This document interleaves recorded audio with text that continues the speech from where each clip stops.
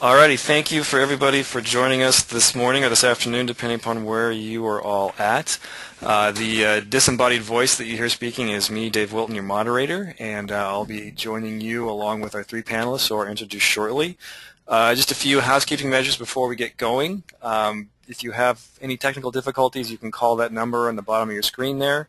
And it looks like most of you are all listening on your computers, but if you want to listen on a phone, you've got a phone number with the email to register that you can use to listen to that. So welcome to A Deeper Shade of Green, Integrating Sustainability into Your Curriculum. This is brought to you by the National Association of Independent Schools in concert with us, Facing the Future, and that's where me, Dave, I am from. Thank you all for joining us, and we're going to get going now and talk about our workshop today.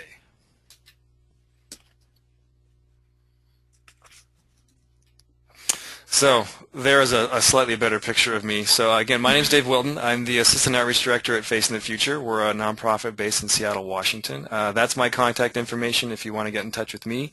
And also you can get in touch with me during the webinar itself by asking questions, and we'll talk more about how to use this platform in a minute. But more importantly, let me also introduce to you all our panelists today. We're very fortunate to be joined by three panelists from independent schools from pretty much across the U.S. So first joining us is Ben Wildrick. He is an elementary science specialist at Brookwood School in Manchester, Massachusetts. That is a K through 8 day school. And that's Ben's contact information there. And if you have questions for Ben, you can certainly ask them during his portion of the panel and also at the end of the webinar. And if you want to follow up with him, that's how you can get in touch with Ben more particularly. So Ben grew up, as he said, playing in the woods of rural Pennsylvania. As an elementary science teacher, he says he still plays in the woods with his students. And Ben has been a teacher for 15 years and a science teacher at Brookwood for 13 of those years. And a fun fact I learned about Ben is that he actually lived here in Seattle where Facing the Future is located for 10 years in the 90s. And he said he met his wife here, and his son was actually born here, so he's a native Northwesterner. And he's fortunate to still have, it sounds like, many friends in this wonderful city, as he calls it. And I would tend to agree with him, but from what I hear of Manchester, that's a nice place to be. So Ben, thank you for joining us. You're welcome. Thanks for having me. And next on our panel we have Lauren Phillips. She is a 6th grade math and social studies teacher at Sidwell Friends School in Washington, D.C. Lauren did her undergraduate work at Emory University, and she got her master's in education from Lesley University through the teacher training course at Shady Hill. She has worked as a pre-algebra and algebra teacher in grades 7 and 8 at Graham and Park Schools in Cambridge, Massachusetts. And this is her 7th year at Sidwell Friends, teaching advanced math and social studies. In addition to being a classroom teacher, like many educators, she also runs, in this case, a math club for 5th and 6th graders, and she also serves on the admissions committee and has also been the diversity coordinator for 3 years at Sidwell Friends. So, Lauren, thank you for joining us. Thank you. And our third panelist today is Bridget McGoldrick from the Annie Wright School. She's an upper school history and global studies teacher in Tacoma, Washington. So, on this side of the continent, just a short drive down the road from Seattle here. And Bridget, she teaches global studies, a journey through ecological and political issues from past to present, and also theory of knowledge courses at the Annie Wright School in Tacoma. She's working towards the completion of her dissertation at the University of Florida in religion and nature. She holds an undergraduate degree in religious studies from the University of Puget Sound and a master's in comparative world religions from Columbia University. Her research interests include continued involvement with secondary schools seeking to incorporate environmental ethics and sustainability issues into their curriculums while exploring how these ideas relate to people's religious understandings of the world. And in Lauren's free time when she's not working on her dissertation, she enjoys participating in marathons, triathlons, and gardening, and spending time on alpine summits when she's not working on construction projects. So, Bridget, you're busy. Bridget and her students really also are also working closely with Facing the Future's program staff to pilot test a teacher's guide and student readings for Facing the Future's full-term sustainability course materials for high school studies, social studies, and science. And we'll talk a little bit more about that in a minute. So, Bridget, thank you for joining us also. Oh, you're welcome. Thanks for having me. So just a little bit about how to use GoToWebinar. When you logged in, a little panel should have popped up on the right-hand side of your screens. And you can open that up or close it depending upon how much of it you want to see. If you do have a question, you can type that in the box down there where you see the red arrow. We'll have a short break after each panelist talks if people want to type in questions. Otherwise, I certainly know I have some, and likewise, if the other panelists have a question for the person who just spoke, you all can chime in as well. And then we'll pause after each panelist, and then we'll also have a longer time at the end of all three people talking if more folks have questions then. And then after today's webinar, there will be a brief survey that we would really love for you to answer. It gives me as a presenter some feedback, and also gives those of us at Face in the Future and NAIS information about how this worked for you and what you'd like to see in the future. So we would greatly appreciate you filling that back. Also, for everybody who registered, we will be emailing to you a copy of the slides, a link to an archived copy of the webinar in an email, and also a resource list of resources from NAIS, Face in the Future, and also those suggested by Ben, Bridget, and Lauren. So what are we going to do today? We're going to start off talking about NIS and their involvement in education for sustainability and Face in the Future's role in our work with that. And just kind of, I know given the audience here, a lot of us are already familiar with these terms, but just kind of want to establish a background for what education for sustainability is in the U.S. and how that's being approached by us as an organization. And then we're going to get to the more important stuff, which is talking to our three panelists, and so we'll have the majority of the time there. And then, like I said, there'll be time for question and answer after each person speaks and also at the end. And then we'll briefly run through some resources that we have on our various websites, and those will be the ones, in addition to many more, that we will make available to you on the resource list as well. So let's shift gears a little bit, and I want to first start with you and ask you to do a little bit of a thought question. And one of the things I'd like you to do is just take a minute and think about how would your students answer this question? Or maybe for yourself, how would you answer this question? And we're not going to ask you to share those or anything, but just think about that. And I've done this exercise with groups all over the country, and typically the responses I hear, they're sometimes very negative. So more pollution, more overpopulation, fewer animals, things like that. For example, if you're Thomas Friedman, you might say the world is going to be hot, flat, and crowded. So I'm not sounding very optimistic necessarily. But what I'd like to do now is just reframe the question to kind of get us thinking a little bit. And as you see here, I'm asking, in 50 years I want the world to be. And so think about how your students might answer that question. And you can probably imagine they're probably going to have some slightly different answers to what they might say. And my reason for asking that is in part determined by something like this. So I'm going to just kind of talk over this as you read this quote. This is a quote from Paul Hawken. And I like this quote because it really kind of captures some of the kind of the angst and the hope that's brought up by that thinking versus wanting activity, but also I think really some of the challenges and the beauties of education for sustainability and why it is that we've all decided this is something that's important that we want to do in our schools and with our students. So if you're interested in that, where that speech came from, that was spoken by Paul Hawken at a commencement address at the University of Portland in Portland, Oregon, just a couple of years ago. And you can get it on his website, I know, and also on the University of Portland's website. So let's take a minute to just talk about why it is that we are here today. And we're fortunate to be joined by all of these great teachers and to have this being sponsored by NAIS.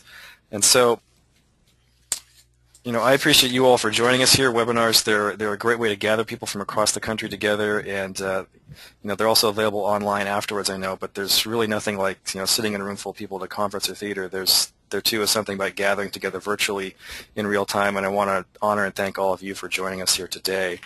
As you'll probably notice, I tend to talk fast. That's mostly because I'm still excited about this, and I also want to get out of the way so that our three panelists have time to talk. Fast and Furious may not be the best way to demonstrate some of these things, but I want to give everybody else a chance to share what they have, because that's really what this is all about.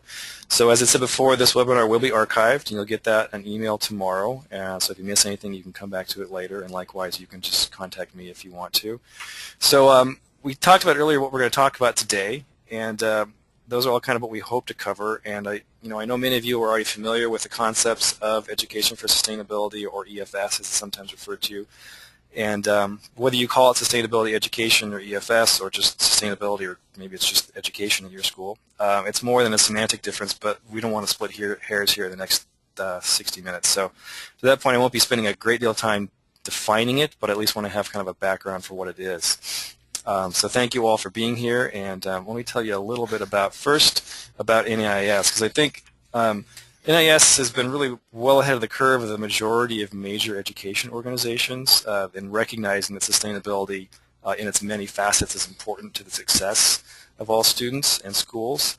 And if you go to the resources on their website, for example, just to the links that we have there, and those will be on the resource page as well, they've had a commitment to addressing sustainability in its 5 dimensions, which I'll share with you briefly, since 2005, which isn't that long ago, but when you think about how long sustainability has been really on the national stage as an educational movement and issue, that's a long time. So NAS believes that in order to survive and thrive in the 21st century, schools and students need to address sustainability in 5 different dimensions. And those for them are financial sustainability, so becoming more efficient and less costly. Environmental sustainability, so incorporating sustainability practices into teaching practice and becoming more green and less wasteful. Global sustainability, so becoming more networked internationally and less parochial in outlook. And programmatic sustainability, so becoming more focused on the skills and values that the marketplace of the 21st century will seek and reward, and less narrowly isolated in a traditional discipline approach to teaching and learning. And lastly, demographic sustainability, so becoming more inclusive and representative of the school-age population and less unapproachable financially and socially. So that's the definition and the way NAIS approaches sustainability. The main contact person and the person that we're really thankful for sponsoring this is Jefferson Burnett at NAIS, and also another person that has been of great help to us is Wynn Calder, a consultant that works with NAIS. One of the other things that NAIS has done is they are one of the founding members of the K-12 National Associations Network for Sustainability. And that's a group of organizations that came together with the commitment of advancing sustainability among their own constituencies and informal K-12 education system around the U.S. The leadership of the K-12 associations has been really critical to helping, sustainability come to the forefront in education in the U.S. and to realize that, it's critical to help our economy become sustainable and having a thriving and secure community and to provide economic opportunities for the broadest number of people while preserving the life system that we all rely on for current and future generations. So this network of associations that NAS helped found, it's a multidisciplinary group and includes educator and administrator associations. There's all kinds of academic disciplinary areas represented. We've got groups like the American Association of Colleges for Teacher Education, the American Society of Engineering Education, National Association of Independent Schools, National Council for Social Studies, National Science Teachers Association, the North American Association for Environmental Education, the U.S. Partnership for Education for Sustainable Development. So it's a very diverse group. And we're fortunate to have NIS bringing this to you all here, and hopefully we'll have the opportunity to do this again in the future if people are interested in doing it. So a little bit about us facing the future before we move on and get to our panel. So as I mentioned, we're based in Seattle, Washington. We're a nonprofit. We were founded in 1995, and our goal is to help educators educate and motivate their own students to be responsible stewards of their world and tomorrow's future. So we equip educators and schools of all types to help students develop critical thinking skills, to address global issues, understand sustainability and its multiple perspectives, and to create positive solutions in their own lives, communities, and around the world. So we do this by getting resources to educators like you all listening here today so that we can help you educate your own students about how to think critically about sustainability and its interconnections with complex global issues. And we do this by offering a whole suite of supplemental curriculum in ways that can be used by educators in any classroom around the country or around the world. Our resources deal with the connections between issues like poverty, population, consumption, environment, and our curriculum is interdisciplinary, so it's used in environmental science courses, physical science courses, social studies, math, science, and in subjects around the world by teachers in all 50 states and over 120 countries. Many of our resources are available for free on our website. We'll talk more about that as we go. And Facing the Future also has staff available to come to your school or your area to do professional development workshops, either in person or also over the internet via webinars like this. And that is our web address if you'd like to learn more about us. It's facingthefuture.org. So sustainable development, what is it? How do we define it? We all kind of have an idea of what it is, and if you're going to ask your own students to define it, think about what kind of concepts or ideas you might want to hear from them about how they would define sustainable development.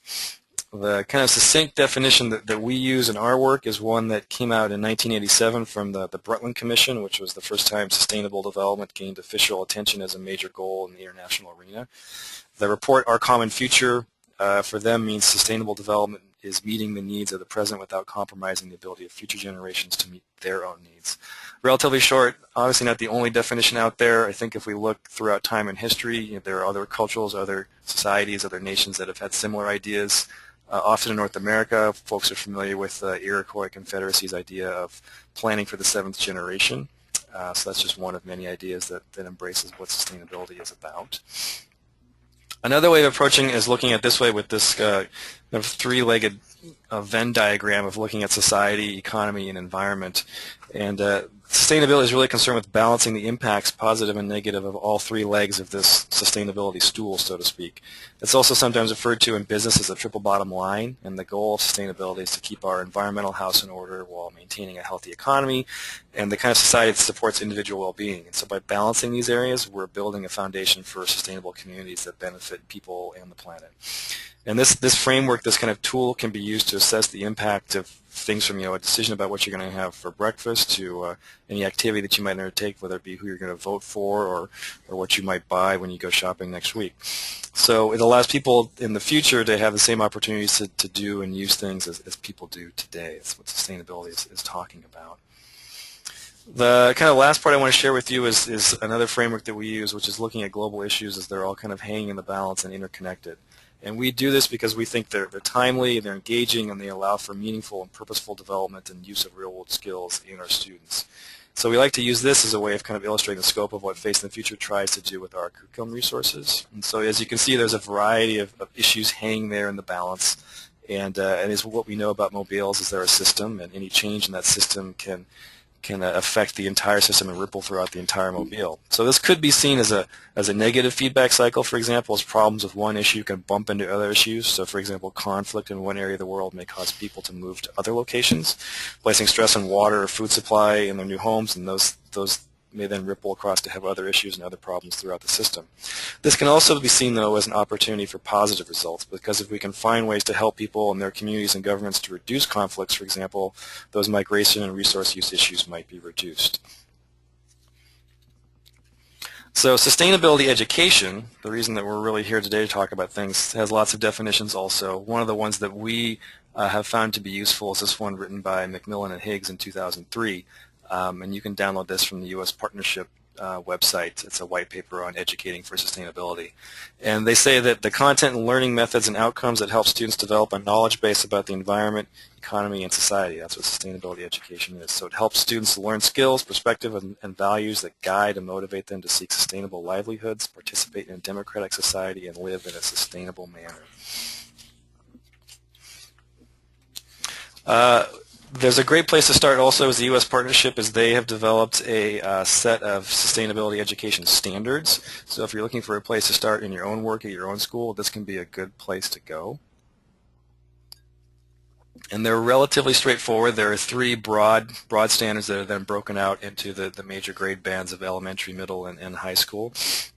But really looking at having students, connect basic concepts and principles of sustainability, and to understand that there's interdependence in the natural world, and that this is an interdisciplinary and intergenerational issue.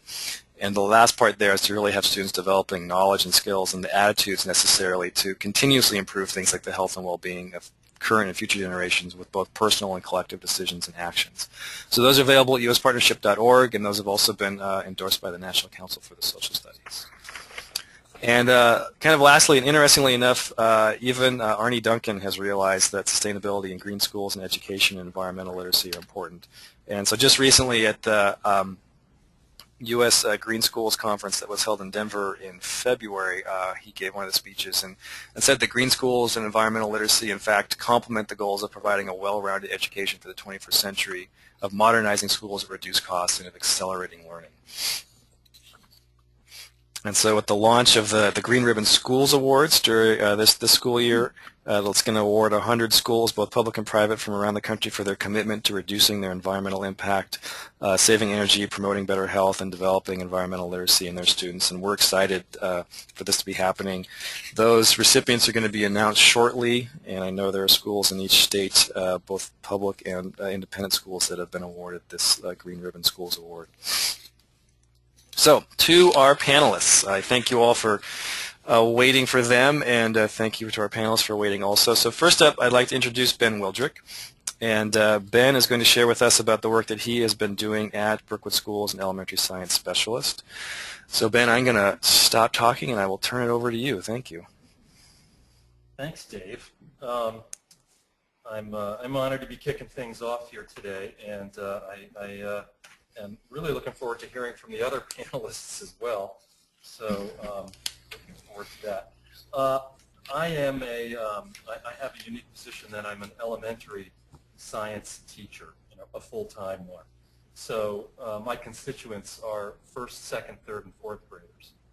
And without getting into how you go about teaching science to young people, it presents some interesting questions when you're teaching to sustainability. So I hope to touch on that at some point.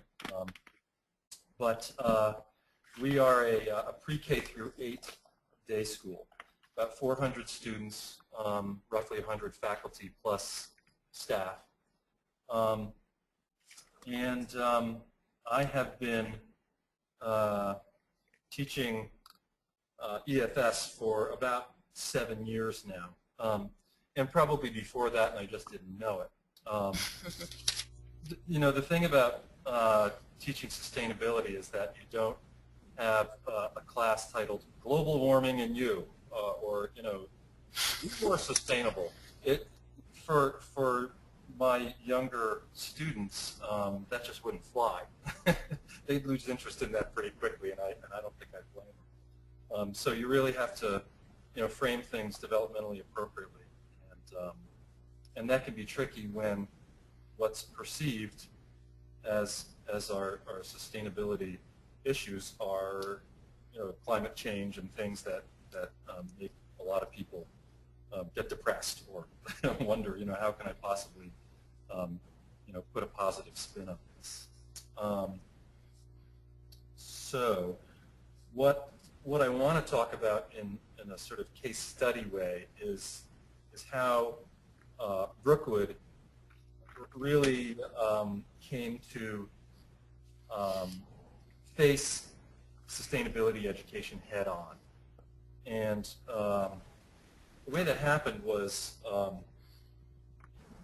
in about 2007,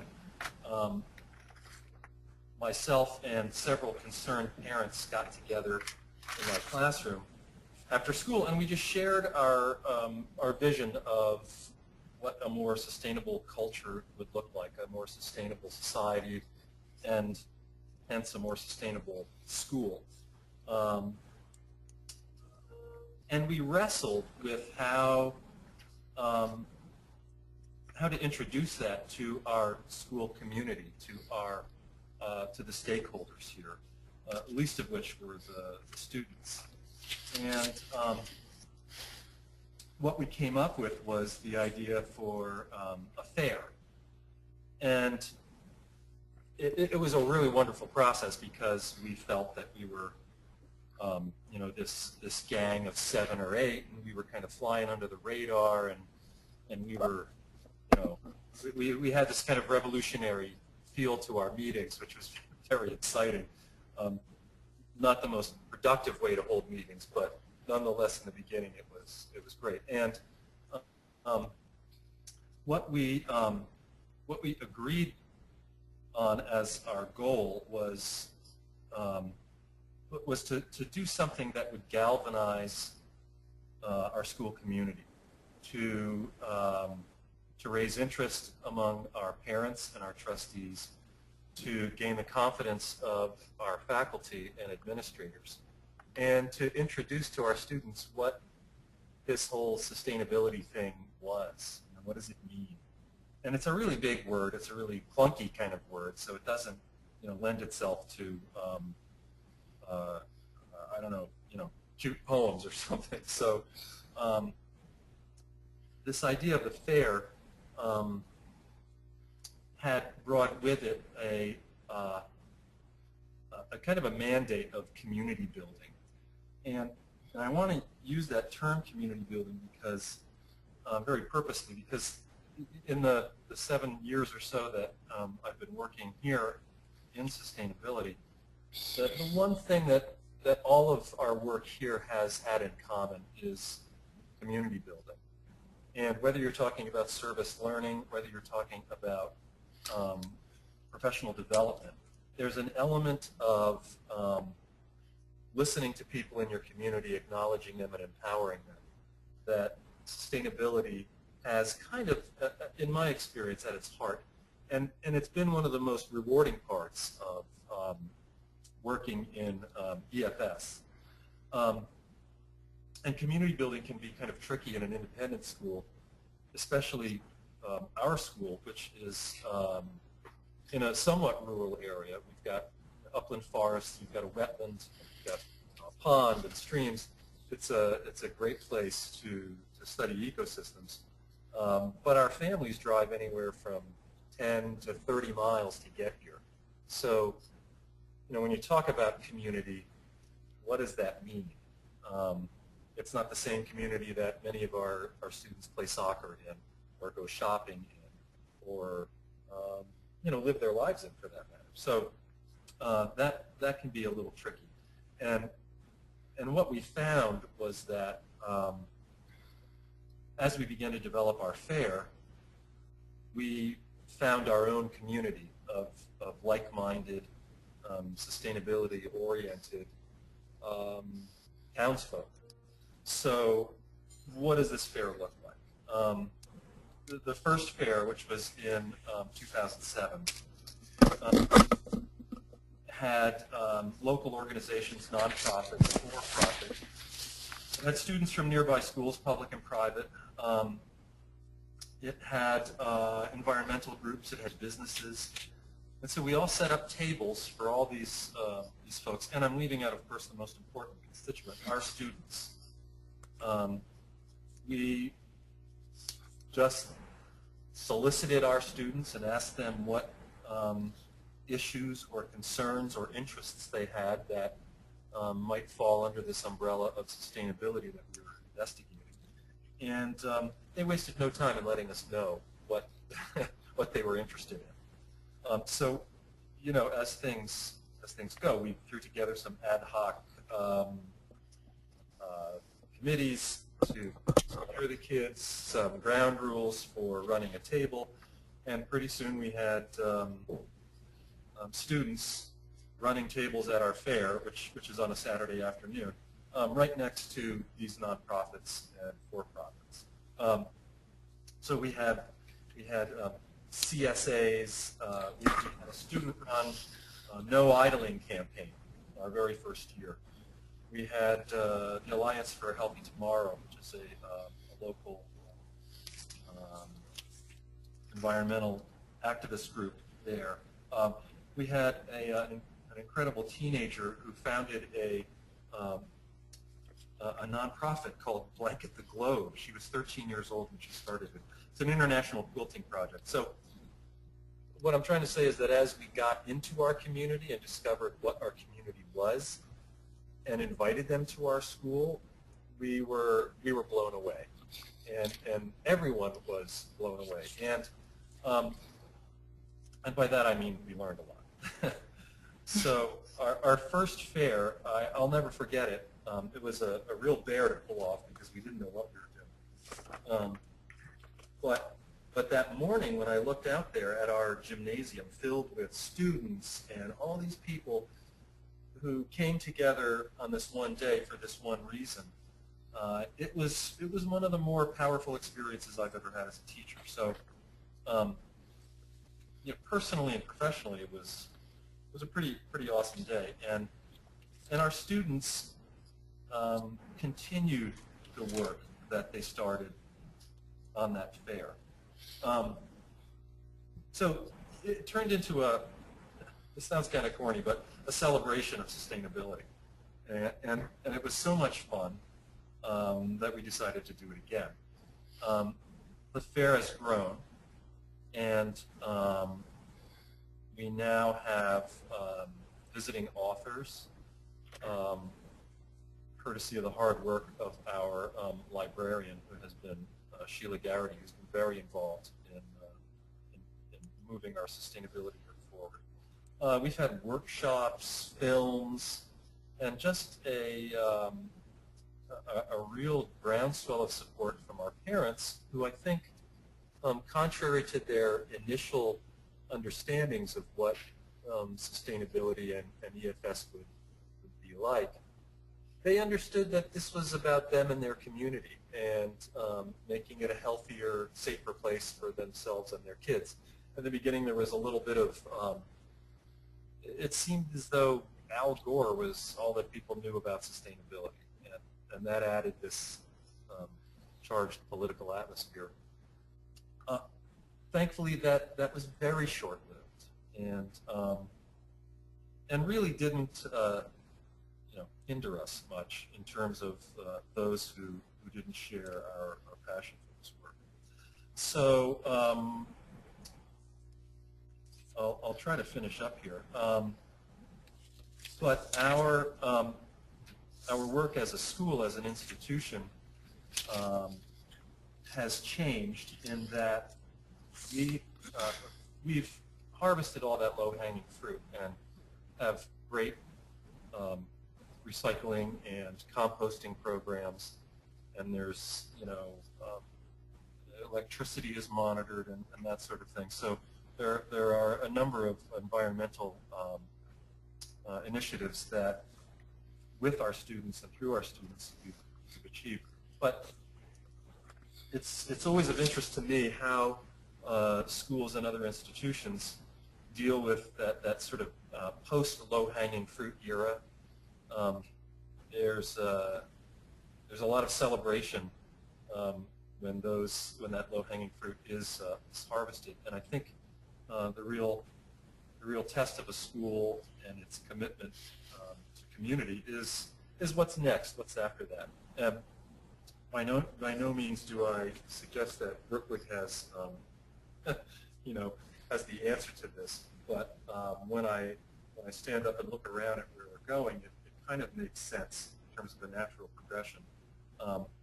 The associations we've created through our fair with our local and community nonprofits and for-profits, those have turned into partnerships, and not all of them, but many of them are sustained partnerships that have worked themselves into our curriculum. And some of those partnerships have spawned deeper connections and even global partnerships. So it's interesting what happens in that sort of what's next phase. Specifically, I want to just, and very briefly, because I think I'm probably approaching my 10-minute limit, I just want to give you a quick rundown on some of the things that are happening in our classrooms and that are programmatically sustainable. In other words, they happen every year or so because they're in that curriculum cycle. So in kindergarten, we have a migrating monarch butterfly monitoring relationship with the school in the Carolinas, and we plan on continuing that. We work with in first grade with Wellspring, which is a women's shelter. We got chickens, and our second graders have been incredibly diligent in leading the adults through what can be an interesting life cycle kind of experience: care, feeding, and cleaning of chickens. Third grade works with our local food pantry. Had that relationship for a number of years. fourth grade works in our watershed study of forest to ocean path of water.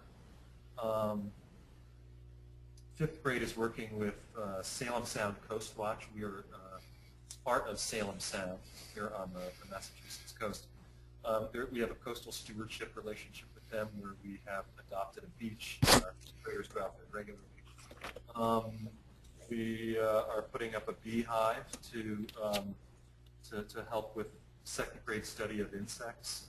Our sixth grade science teacher is working on a trail system in our wetlands. So, I mean, I could go on and on. One of the things that I have become really aware of is the need for an understanding of systems thinking in young students, so that as they get older, they can better interact at the curricular level with things like food webs and the rock cycle, the water cycle. Dave, how am I doing on time? Well, actually, Ben, I'm glad you asked, because I was going to remind you that you've got about 30 seconds left. Oh, all right. Pretty good. I've got, a few more pages of notes, but specifics, and if anyone has any questions, I can possibly address those with those specifics. But I want to keep to the schedule. I know I'm forgetting something and leaving out, volumes, but it's really a journey, and it began for me by sort of inoculating my curriculum, seeding it with sustainability sort of touch points, and focusing as you have to do with my constituents with those concepts of interdependency and systems. So in what seems like a very short nutshell, that's what sustainability looks like here at Brookwood. All right. Well, Ben, thank you for taking the time to kind of explain to us the journey that your school has taken. And I think that, hearing about that fair has been interesting. I know when we were talking, you were describing how it's kind of grown over the years, and it's really has become an all-school project, and it echoes back through the curriculum in your classrooms from K through 8. What I'd like to do now is just briefly poll everybody in the audience here, and to get a snapshot of how would you describe sustainability looking at your schools. So this will be coming up on the screen here, and you can each vote. So sustainability at our school looks like, and there are a couple different choices there. So if there's more than one, you can select more than one, but this will give all of us listening a sense of what's happening out there at your school. So go ahead and click as many or as few as you think it would describe what sustainability currently looks like at your school or your organization if you're not at an actual school working with students. And it looks like most folks have voted here, so we're getting close to that. If you're in a room with lots of people, you may have to vote, but go ahead and let us know what you think's going on at your school. And I should note these are taken actually from a report that NIS released, I believe it was last year, that you can get from their website or Jefferson can get for you, describing how sustainability is playing out in schools throughout their 1,400 members. So let's then share this with everybody else, and we can get a sense of what sustainability looks like in this group here. And it looks like large percentage would say sustainability looks like it's in our mission statements and strategic plans, but also a good number saying that recycling, composting, and waste reduction has been a primary entry point into sustainability for your schools. And I think we'll find that's pretty common throughout most schools in the U.S., whether they're public or independent schools. And I know other schools have been doing similar things with that. So thanks everybody for sharing that with us. It's a nice little snapshot to see what's happening out there. And next I'm going to take this away, and we're going to switch gears and move on over to middle school. And I'm going to ask Lauren if you would mind sharing with us what's happening in your middle school at Sidwell Friends, please. Sure. Thank you, Dave. I'm really excited to get to share some of what we're doing, but also, as Ben said, to hear what other people are doing in their schools. So in the bio you gave, I work on a 6th grade team. We're a hybrid setup, so that we each teach 2 subjects, which is why I teach math and social studies. After my first, or during my first year here, Sidwell gutted the entire middle school building and then rebuilt it with an additional wing. And in rebuilding it, a lot of effort was put into making it as green and sustainable as possible. So that included wetlands that when wastewater from the sinks and toilets are sent out through the pipes, they go through a purifying system that runs through the basement and then through the wetlands and then back up into the toilets. And students know right away if the system is working because the water in the toilet then turns blue. So that's just one small example of all the pieces that they've put into the building. And throughout, so from 5th grade through 8th grade, which is our middle school building, students are exposed to more and more information about the building itself.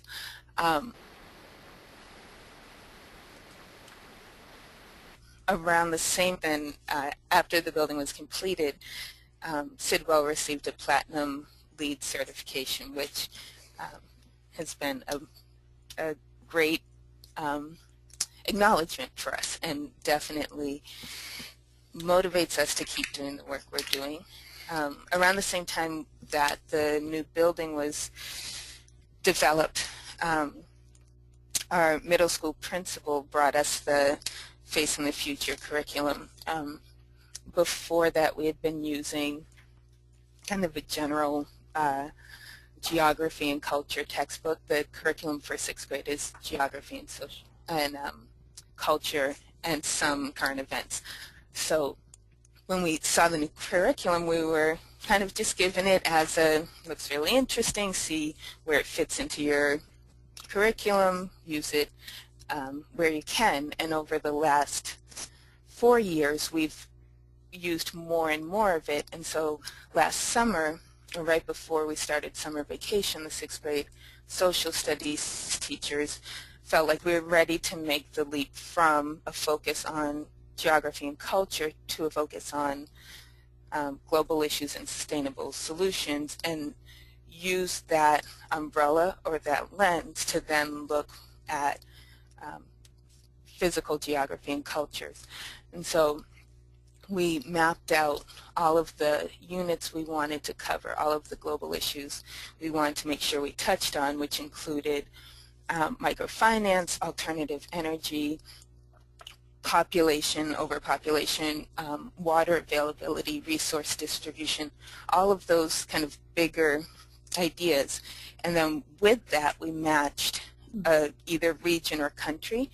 So for microfinance, along with that unit, we also explored sub-Saharan Africa and looked closely at the people and culture. There's also a resource through Kids Can publications, and they have a book called One Hand that tied in nicely too, which focuses on how microfinance has changed a small community, and it's based around a true story of a boy in Ghana. So that was a nice kind of umbrella for all of the some pieces that we were already doing, but then allowed us to pull in more of the global issues work. So right now my class is working on the South American Alternative Energy Unit, and this is the first time I've done it this way, and I was a little apprehensive that we wouldn't get through it all. Things tend to take a lot longer than we planned for, but it's actually gone really, really well. The students started with some of the activities in the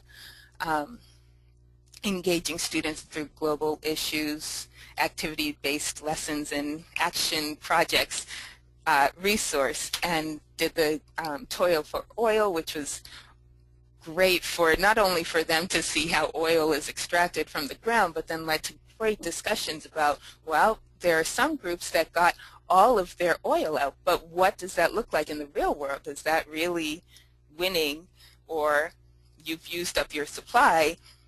that might be a loss in some people's mind. So we started with just a look at fossil fuels and their impact, and then moved on to alternative energies. The sixth grade does a sixth grade research paper, and we used to do it on a biography. We used to do a biography of American throughout history, and we shifted that to cover alternative energy. So each student selected an alternative energy source. They've researched it. They're in the final stages of making their edits on a 5-page paper about a particular source, and then in small groups they researched. I assigned differences in that area, and then selected one country and then looked more closely at the culture and the physical geography and put that together to propose an alternative energy source for that region. So the coming together of all of those pieces, the cultural appeal and the resources that are already there, along with their knowledge of alternative energy, has been really exciting to watch. They're actually making commercials to put all of that together. I should have mentioned also the middle school also has a one-to-one laptop program, which started, we had a 3-year pilot. This is the first year it's officially part of the program. So it's been really nice to do both things together, because there's a wealth of links and programs that are out there that really support the learning and education that we're doing in the classroom. The picture that's up right now shows global issues thematic maps that students worked on. For this year, at the beginning of the year, students went to Heifer Village. It's a global international village, and it was a full-day field trip. Students were split into family groups and then assigned families based on different region of resource, and the resources were very meager. Some of us just had noodles, some had matches, some had wood, and over the course of I think it was 2 to 3 hour period, we were tasked with bartering and trading to get enough supplies to make a lunch for our family group. And the students hadn't had a snack or anything since they came to school after eating breakfast, so they were all pretty hungry by the time we got the simulation rolling, but the investment they put into it was amazing. And a lot of them didn't really get to eat, or didn't get a fire going, and only could eat the couple of carrots that they had, but they were so excited afterwards. So we used that as an opener, as an introduction to global issues. And so what I was really inspired by is my kids came back and said, well, we were willing to eat the scraps of carrots from the floor, so why are we wasting so much food in the lunchroom? And so they started coming up with what they called the No Waste Challenge, and challenged middle schoolers and families to not necessarily not eat as much, but to be more mindful of how much food they're taking, to take smaller portions of something that they're not sure they'll eat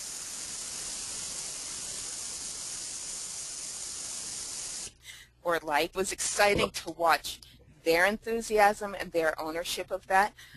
Along with that, we also used the field trip as a starting place to then explore malnutrition, poverty, access to resources, and students did a research project around that.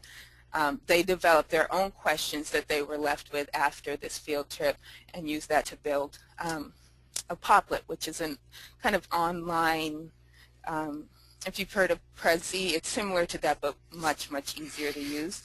So students created their own Poplets from that, and they were just, this is the first time I've turned it over to the students to create kind of an introduction, and it was so much better than anything I've done. So it's exciting. And I think that's part of why I'm so eager to sign up to do this webinar, because it's exciting. And I share Dave's comment at the beginning that this is exciting, and the enthusiasm and the fact that it's so present and now, and the kids really get it. And I think for middle schoolers especially, they're at a point where they're becoming more aware of the world around them. They're becoming more aware of themselves. And so to arm them with the knowledge of these are the issues of the world, and they're bigger, they may seem big and global and far-reaching, but here are some smaller things you can do, and they've really taken that and run with it. So the No Waste Challenge for them was, here's what we as individuals can do. Sorry, I know I'm jumping around a little bit. Let's see. Some of the other topics we've spent a lot of time on are population, overpopulation, and its effects. So we've looked at, let's see, right now we're using it as an umbrella for India, but there's, and I think Dave is going to send out the resource list, but there are great sites around student education and overpopulation, and that's been a great one. My kids, the one activity I absolutely love from that activity-based book is called When the Chips Are Down. And so we spend a lot of time talking about what an ecological footprint is. There's a quiz online where they can measure their own ecological footprint. I had to make it optional after the first year because I realized some families were very, very resistant to share what their footprint was, which was fine.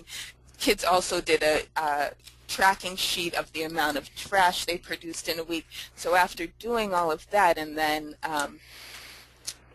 doing this activity called When the Chips Are Down, they were able to take their own personal life experiences and how much of an impact their life is having, and then transfer it to kind of this imaginary country. And what ends up happening is you have a simulation of a country similar to the U.S., one similar to China, and one similar to a smaller African country, and you have literally chips that you have to place on your map. And the U.S. quickly uses up all their available space, and so the result of using it all up and deciding they're going to throw them on other people's maps and try and make stacks and stick them in the ocean leads to a great discussion about, well, okay, so that was with chips and paper. What happens in the real world? What are the real world consequences of that? And again, I think the fact that it's so relevant and it's so easy to engage in, that it's led to great conversations and excitement from the students, which for a teacher is half of the battle. I don't know, Dave, how I'm doing on We're getting close to the end of your time too, Lauren, but time. I think we do have, am I over? Oh, well, yeah, we're getting close to the end of your time, but I also wanted to, you talked about a couple of Face in the Future resources that you'd use, and I just wanted to briefly let folks know what those look like. So you talked about Global Issues and Sustainable Solutions is one of the textbook that you read, and that lesson that you talked about, the When the Chips Are Down, is from the book Engaging Students Through Global Issues. And that book, as you've mentioned, has lots of other lesson plans on different kind of issues that we cover, and you can download several of those from our website as previews if you want to check those out. The same thing with the Global Issues student book. You can download a chapter from that and see what that is like. But yeah, Lauren, I'm really there's so much going on in your classroom and in your school. As I said, when I talked with each of you individually, I think each one of you could probably have your own webinar to talk about all the great stuff that's going on in your classrooms and your school. And if you haven't had a chance to, Lauren mentioned Poplet is a great site, and that'll be on the resource list that we'll send out. So if folks do have questions for Lauren, you can go ahead and type those in at any point in time. Lauren, thank you for sharing with us what you're doing. And if people have questions, Sure, you can do thank that you. now. And I'm going to quick launch a poll. We kind of heard Lauren describe what's happening in their school. Let's get a sense of what curriculum looks like in your school. So there's, in this case, I'm going to ask you just to select one. If you're going to predominantly choose what sustainability in your curriculum, how it's taught, what would you say, everybody?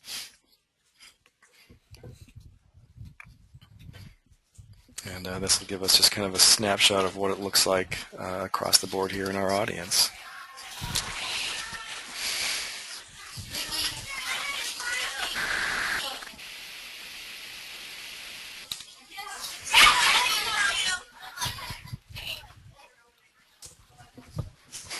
I hear somebody's students back there. So it looks like most everybody has voted here, and I'll go ahead and close this out in a minute and share it with everybody so we can get a sense of what this looks like.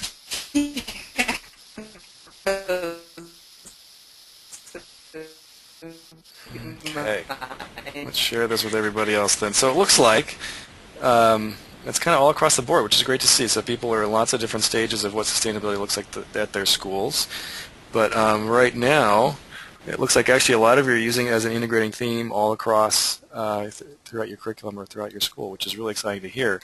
And also it's being taught in multiple grade levels and multiple subjects. So a good snapshot of what's going on there. And I think just from what we've heard from Ben and Lauren, there's some great examples of what it can look like in their schools. And we're going to shift now and turn it over to Bridget McGoldrick from Annie Wright School here in Tacoma.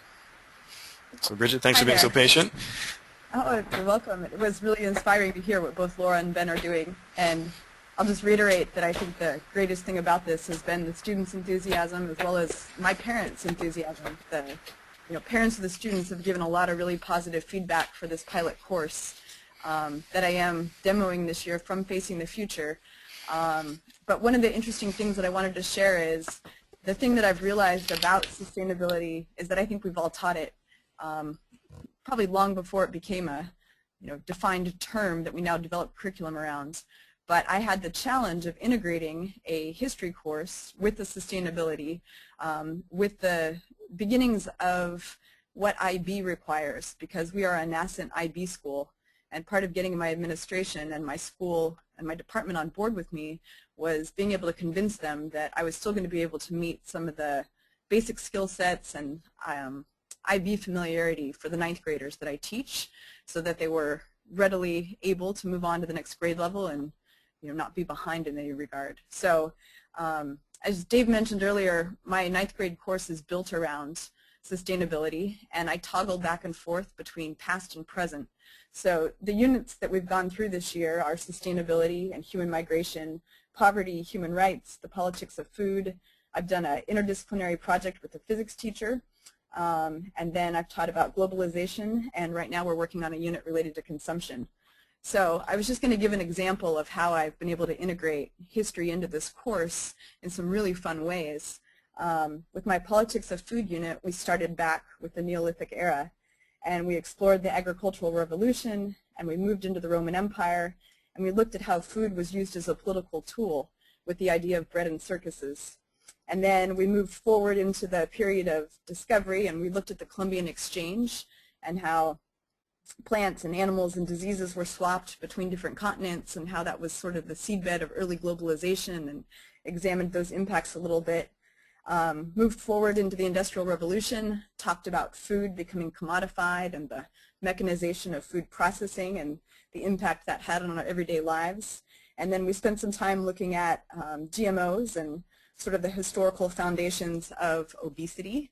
And one of the things I've really made an effort to do this year is to connect every unit not only to history, but to the girls' everyday lives. So we did a project exploring BMI index, and we looked at the obesity epidemic in America. And then we were also able to trace a given food item from basically its production to its distribution to the consumption process. And the girls each picked a different product and did this analysis that resulted in this sort of fantastic posters that talked about the complexity of the politics of food in the world today. And then another project that I was going to highlight was this interdisciplinary project that I do with the physics teacher. In the past, we always had the girls pick a simple machine. So there's 6 simple machines, and they had to ground that in a given culture. And this year, they were able to pick a machine or invention and a culture, but they had to look at how that connected to sustainability. So their analysis included the economic impacts, the environmental impacts, and the social impacts of that given technology. And so there's just been a million ways to integrate sustainability issues into not only the pre-existing course that was an ancient world history course, but into some of the other classes that the ninth graders take. And I think one of the most exciting things for me, we also have a laptop program. Students have the availability of a laptop at their disposal, and we use that and the resources that they can get online a lot. So we're constantly looking at those interactive websites. And I was going to give the example most recently. We were looking at corporate social responsibility policies, and the girls were having to research what these policies were for different corporations. And some of them weren't as explicit as they had hoped. So they were online chatting with a customer service representative, or in some cases an actual employee of the corporation, and they were asking these questions, and I was there helping them type these questions, and they got their data, and we ended up writing letters to the corporation, either applauding them for some of their efforts to make sustainability part of their corporate policy, or the girls were providing constructive criticisms for things they thought the companies could do better. And the girls sent those letters off, and they've started getting responses from some of the different corporations. So the girls are loving that sort of feedback and real-world interaction that they're having the opportunity to participate in. So I think between the experiential component, we're headed to the Pierce County landfill next week to look at the final stage of the materials economy here. We have pen pals in a Liberian refugee camp, which resulted from our unit on migration, and then examples such as the letters we wrote. The course has allowed for a lot of experiential, interactive, real-life applications for the students, which I think has been one of the greatest advantages and strengths to sort of implementing and piloting this new curriculum. So I'm being mindful of time here, but I think. Yeah, thanks for noticing that. Yeah, we are, I guess, officially at our 1 hour mark, and I appreciate folks who are still here. For those of you who do need to check out, that's certainly understandable. Lauren, you had also said you had some student work samples that you might be able to share with us. I do. I have a example of a human rights project we did, and I also have an example of a political cartoon that one of the students did, if people wanted to see that. Or yeah, why don't we do that? I will turn it over to you here, and you can allow folks to take a look at your desktop.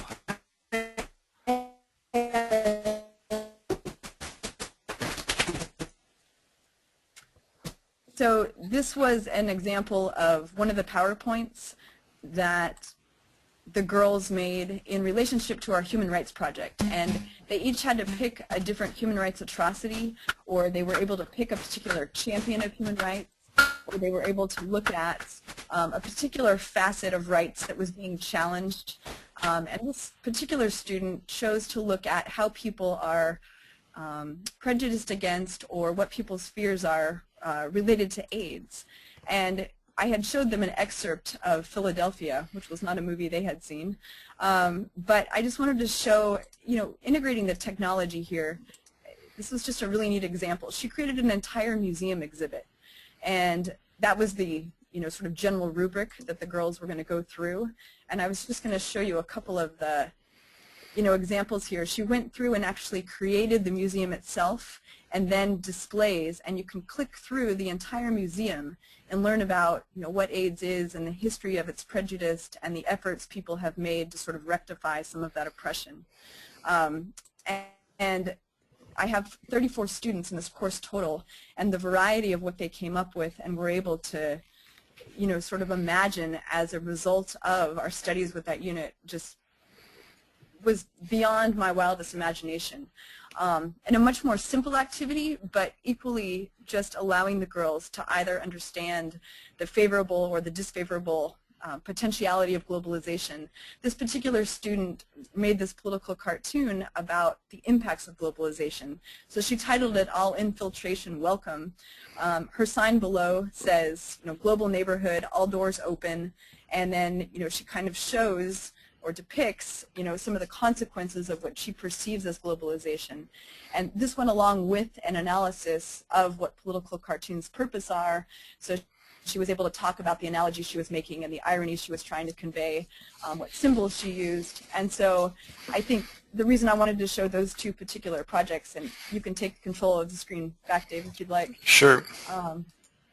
was just to show on a very simple level and then on an increasingly complex level, there's so much potential for integrating sustainability in the sense of, daily activities to long-term year projects to a given project for a unit. And I've just had so much fun just finding the myriad of ways that, I can do this better or revise it or be more interactive with the community in which we live. Wow, thank you, Lauren, for taking the time to share those with us. And I think we got a couple people here. So with the time that we have left, there's a couple. Looks like one other question was answered. Somebody earlier had asked about the heifer site that Lauren had visited, and she didn't remember the exact name, but it was in Maryland. And I just want to remind folks that if you do have a question, you can go ahead and type those in the box there. And that will allow you to ask a question to all of us. So I'm going to leave that up if people want to ask questions, but we're also going to keep moving on in the interest of time to allow folks to get back to the other things they probably need to be doing throughout their afternoons here. And share with you just some resources before we finish up. A great place to go if you want to get more information and support from what NAIS has is on their website. Just remember, Go Green. And that'll give you information about what's happening in other schools, school profiles, resources they have, ways you can help underwrite your sustainability efforts in your schools, and they have links to their own environmental sustainability listserv that NIS runs. And we'll have Jefferson and Wynn's contact information at the end of this session and also on the resource list as well. Just briefly want to touch on a couple of resources we have on our website that you can access. We have a small set of archived webinars about several of our curriculum resources and also other webinars we've done with other groups like the U.S. Partnership for Education for Sustainable Development. And you can access those and stream those live from our site, or also we have a site on YouTube, but those are accessible there. Also on our site we have a lesson finder, so if you're looking to find out to look for a particular lesson for a particular subject or grade level or issue or topic, you can find that. These are both accessible from our home page. So, for example, here we've got a 6th grade science teacher who's looking for lessons on climate change, and we happen to have a free curriculum unit called Climate Change Connections and Solutions that you could download and use all or some of the 10 lessons in that curriculum unit. Also, just like on NAS's site, we have a set of classroom examples of what teachers are doing across the country and throughout the grade levels from elementary school up and through post-secondary education, using global issues and sustainability in their courses and their classes and their schools. So it's a great way to get a snapshot of what these teachers are doing. And many of them are also open and available to be contacted directly through our site if you have questions you want to ask them. So that's our classroom example section on our page there. Just kind of more uniquely, we also have subject-specific resources. For example, we have a book called Real World Math that is foundational algebra and geometry, using that kind of taught through the lens of global issues. So it's aligned with most popular U.S. math texts. It's aligned with the NCTM standards as well, and it's a student book and teacher's guide, and you can download several preview lessons from that also.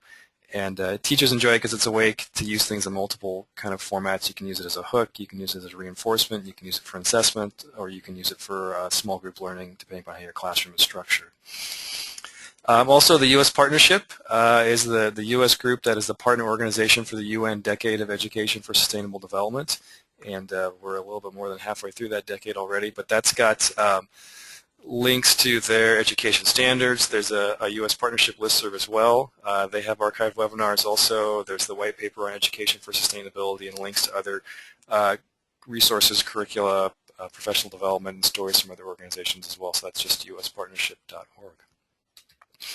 And coming to an inbox near you, so before the weekend is up, you'll have a copy of the slides as a PDF if you want those. There'll be a link to a copy of the webinar. And we'll be putting together a resource list with what was shared here today and much more as well. That is the contact information for both Jefferson and Wynn at NAIS. And also for me, Dave Wilden, at Facing the Future. And just lastly, I'd like to say thank you to all of our panelists and their schools, and thank you to NIS for supporting us as well. And thank you to all of you.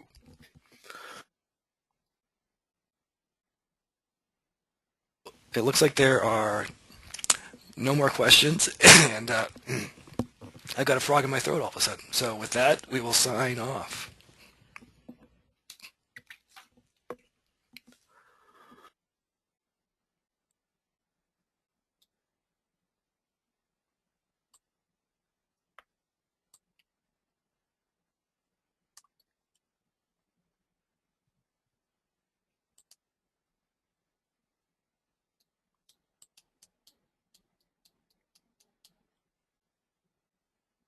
Are we off the air? Is anybody there? All right, yeah, so thank you, everybody, and the survey will be there when you exit the interview or exit the webinar. Thank you, Ben. Thank you, Lauren. Thank you, Bridget, and thank you, Jefferson and Wayne as well. We hope to do this again sometime. Thanks, everybody.